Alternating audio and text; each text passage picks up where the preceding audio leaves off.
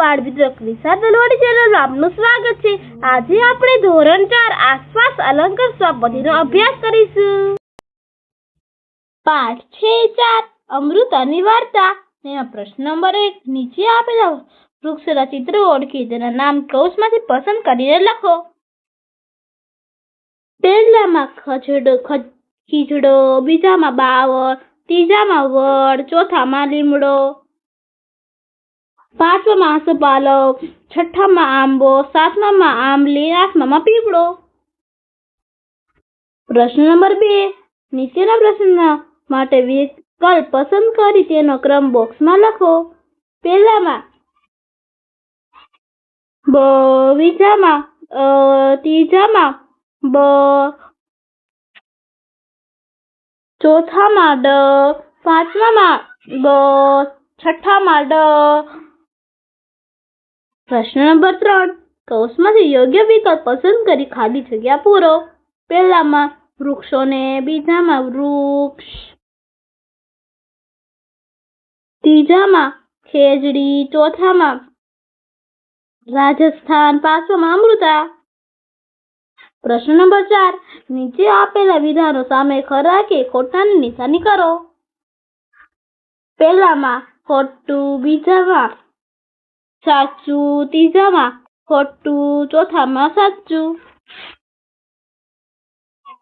પ્રશ્ન નંબર 5 ખોટા શબ્દ પર છેકો મારો। હું જે બોલું તેના પર છેકો મારવાનો છે। પહેલામાં લલિતા, બીજામાં ખાલિસ્તાન, ત્રીજામાં ફૂલ, ચોથામાં મીઠું, પાંચમામાં કાંટા હોતા નથી। પ્રશ્ન નંબર 6 યોગ્ય જોડકા જોડો। પહેલામાં બોર, બીજામાં કેરી, ત્રીજામાં પેપો, ચોથામાં લીંબોળી, પાંચમામાં પરડિયો। પ્રશ્ન નંબર 7 દરેકના બબ્બે નામ લખો। પહેલામાં બોરડી અને બાવળ, બીજામાં વડ અને પીપળો, ત્રીજામાં નારિયેળી અને તાડ, ચોથામાં પપૈયું અને કેળ, પાંચમામાં લીંબુડી અને ખેજડી। પ્રશ્ન નંબર 8 મને ઓળખી મારું નામ લખો। પહેલામાં રણ અને રેગિસ્તાન, બીજામાં ઊંટ, ત્રીજામાં ખેજડી, ચોથામાં અમૃતા, પાંચમામાં બિશ્નોઈ। પ્રશ્ન નંબર 9 હા કે ના લખો। પહેલામાં હા, બીજામાં હા, ત્રીજામાં ના, ચોથામાં ના, પાંચમામાં હા। પ્રશ્ન નંબર 10 અલગ પડતા શબ્દ વચ્ચે ચોરસ કરો। પહેલામાં હું જે બોલું તેના પર ચોરસ કરવાનું છે। પહેલામાં રેગિસ્તાન, બીજામાં બોરડી, ત્રીજામાં પપૈયું, ચોથામાં શેરડી, પાંચમામાં મારવાડી, છઠ્ઠામાં અમદાવાદ।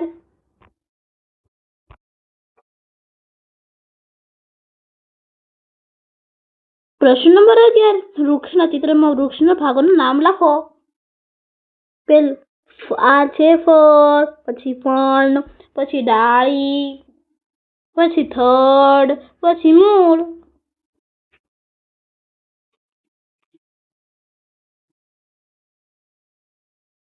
પ્રશ્ન નંબર 12 મનપસંદ વૃક્ષનું ચિત્ર દોરી તેના વિશે 5-6 વાક્યો લખો।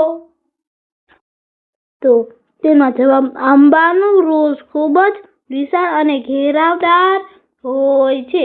ઉનાળાની ઋતુમાં તેના પર સ્વાદિષ્ટ અને મીઠી કેરીઓ આવે છે। કેરીને ફળોનો રાજા કહેવામાં આવે છે, જે સૌને ખૂબ ભાવે છે।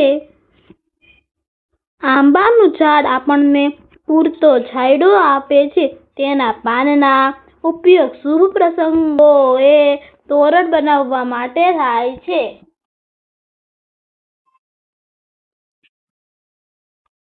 પ્રશ્ન નંબર 13 નીચેના પ્રશ્નોના જવાબ એક વાક્યમાં લખો। પહેલામાં હા મારી કમ્પાઉન્ડમાં અને શાળાને જોડતા રસ્તાને બંને સાઈડ વૃક્ષો વાવેલા છે। બીજામાં હા મારા ઘરના સભ્યો ફૂલ છોડને દરરોજ પાણી પીવડાવે છે? ત્રીજામાં હા, મેં આંબા પર કેરી, ચીકુડી પર ચીકુ, બોરડી પર બોર અને કેળા પર કેળા જોયા છે, જે પક્ષીઓ અને માણસો ખાય છે. ખેજડી ગામના લોકો વૃક્ષો અને પ્રાણીઓને પ્રેમ કરતા હતા અને કહેતા હતા કે વૃક્ષો છે તો જ આપણે છીએ. 5માં લીમડાના વૃક્ષ પર સફેદ રંગના નાના ફૂલો હોય છે.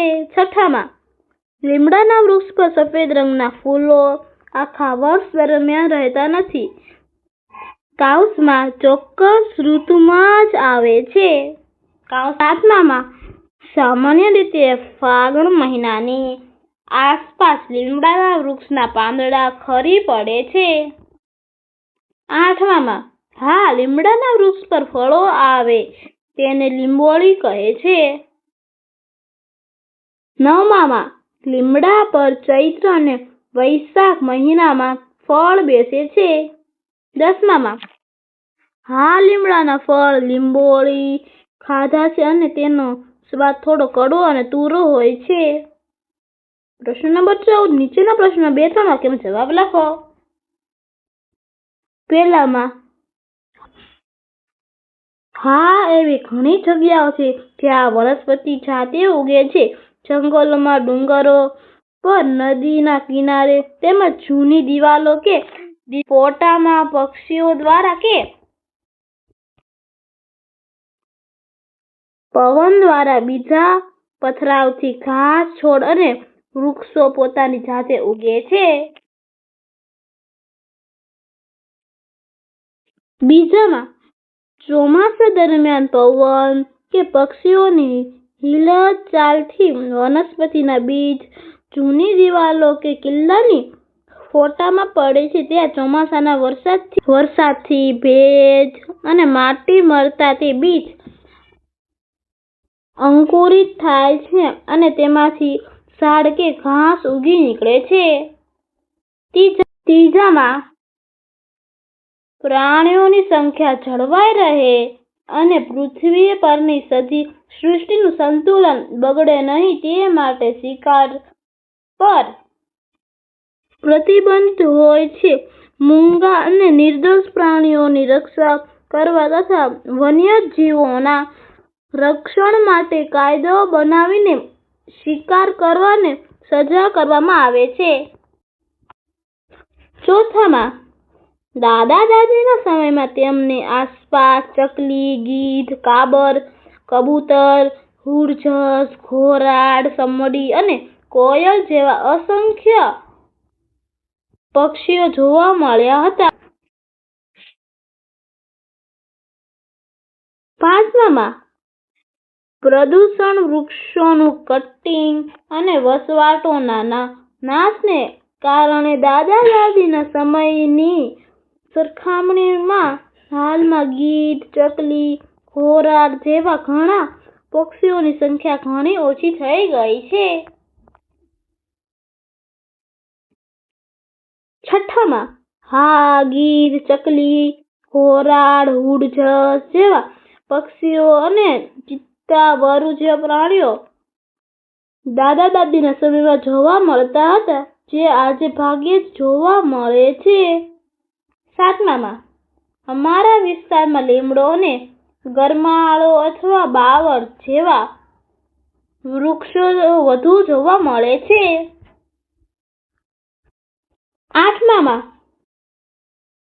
બાવળના લાકડાનો ઉપયોગ બળતણ તરીકે અને તેના દાંતણ થાય છે, જ્યારે ખાખરાના પાનમાંથી પતરાળ અને થાળીઓ બનાવવામાં આવે છે.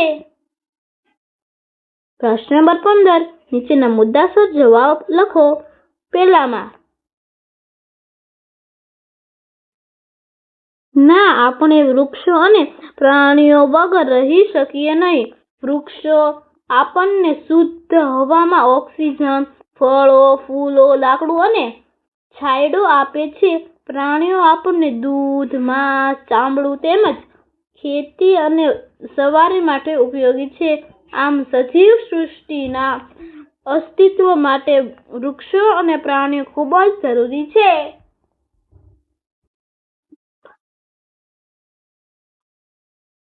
બીજામાં, લોકો વિવિધ કારણોસર શિકાર કરતા હોય છે. કેટલાક લોકો પોતાના શોખ ખાતર કે મનોરંજન માટે પ્રાણીઓનો શિકાર કરે છે. પ્રાણીઓનું માંસ મેળવવા અને તેનો ખોરાક તરીકે ઉપયોગ કરવા માટે શિકાર થાય છે. હાથી દાંત, વાઘની ચામડી, શિંગડા અને મૂલ્યવાન અંગો વેચીને પૈસા કમાવવા માટે ગેરકાયદેસર શિકાર કરવામાં આવે છે. ત્રીજામાં, ખેજડીનું વૃક્ષ રણ વિસ્તારમાં ખૂબ ઉપયોગી છે. તેના પાન પશુઓ માટે ખોરાક બને છે. તેનું લાકડું મજબૂત હોવાથી તે કીટક અને રક્ષણ મેળવે છે અને ફર્નિચર તથા બળતણ માટે ઉપયોગી છે. આ વૃક્ષ છાંયડો આપે છે અને રાણીની જમીનને જકડી રાખી ધોવાણ અટકાવે છે. પ્રશ્ન નંબર 16. યોગ્ય કારણો લખો. પહેલામાં, આજના આધુનિક મકાનોની રચનાને કારણે પક્ષીઓને માળા બાંધવા માટે જગ્યા મળતી નથી. વળી પ્રદૂષણ, જંતુનાશક દવાઓનો વધતો ઉપયોગ અને વૃક્ષોની કપાતને કારણે પક્ષીઓનો ખોરાક અને કુદરતી વાતાવરણ નાશ પામ્યું છે. જેના લીધે ચકલી અને મેના ઓછા જોવા મળે છે.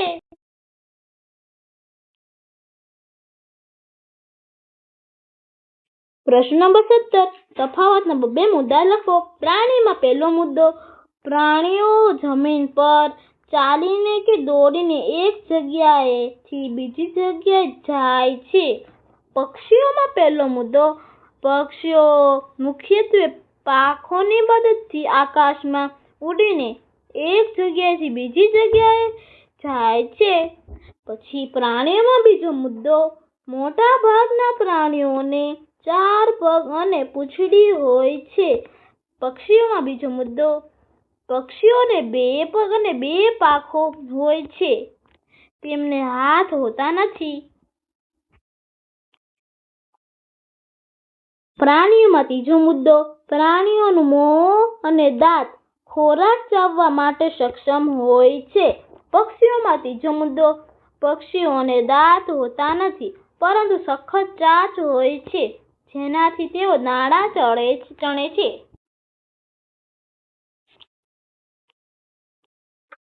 ચાલો પ્રવૃત્તિ કરીએ. તેમાં અ. ભારતના નકશામાં રાજસ્થાન રાજ્ય બતાવો.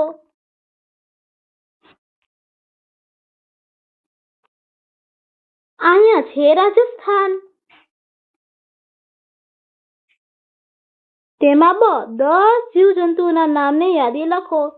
પહેલું ભમરી, બીજું પતંગિયું, ત્રીજું માખી, ચોથું જૂ એટલે દીડો, પાંચમું મચ્છર, છઠ્ઠું કીડી, સાતમું વંદો, આઠમું ભમરો, નવમું ઈયળ, 10મું માકડ. તેમાં ક. સૂચના મુજબ નામ લખો. 2 અક્ષરના પ્રાણીના નામ. ઘોડો અને ગાય. 2 અક્ષરના પક્ષીના નામ. ગીધ અને મેના. 3 અક્ષરના પ્રાણીના નામ. હરણ અને વાઘરી. 3 અક્ષરના પક્ષીના નામ. કાબર અને કોયલ. 4 અક્ષરના પ્રાણીના નામ. અજગર અને ખિસકોલી. 4 અક્ષરના પક્ષીના નામ. કબૂતર અને બુલબુલ. તેમાં ડ. તમને ગમતા કોઈ પણ એક પ્રાણી અને પક્ષી વિશે 5-6 વાક્ય લખો. પ્રાણીમાં હાથી વિશે. હાથી એક મોટું અને ગમાર પ્રાણી છે. હાથી એક વિશાળકાય છતાં તે ખૂબ જ શાંત અને સ્ફૂર્તિલો હોય છે. તેની લાંબી સૂંઢથી તે કોઈ પણ વસ્તુ વાળી શકે છે અને પાણી પી શકે છે. હાથીને 4 પગ અને 2 મોટા કાન હોય છે. હાથી મોટે ભાગે જંગલોમાં રહે છે અને તેના બચ્ચાને મદન્યુ કહેવાય છે. પક્ષીમાં મોર આપણું રાષ્ટ્રીય પક્ષી છે અને તેનો રંગ ખૂબ સુંદર હોય છે. મોરના રંગબેરંગી પીંછા અને લાંબી પીંછડી ખૂબ આકર્ષક લાગે છે. વરસાદ આવતી વખતે મોર ખુશ થઈને નૃત્ય કરે છે. મોર મુખ્યત્વે જંગલ અને ખેતરોની આસપાસ જોવા મળે છે. તો બાળ મિત્રો, અહીંયા આપણો 4થો પાઠ પૂરો થાય છે અને આવા જ અવારનવાર વિડીયો જોવા માટે મારી ચેનલને લાઈક, સબસ્ક્રાઇબ અને શેર કરવાનું ના ભૂલતા. Bye bye.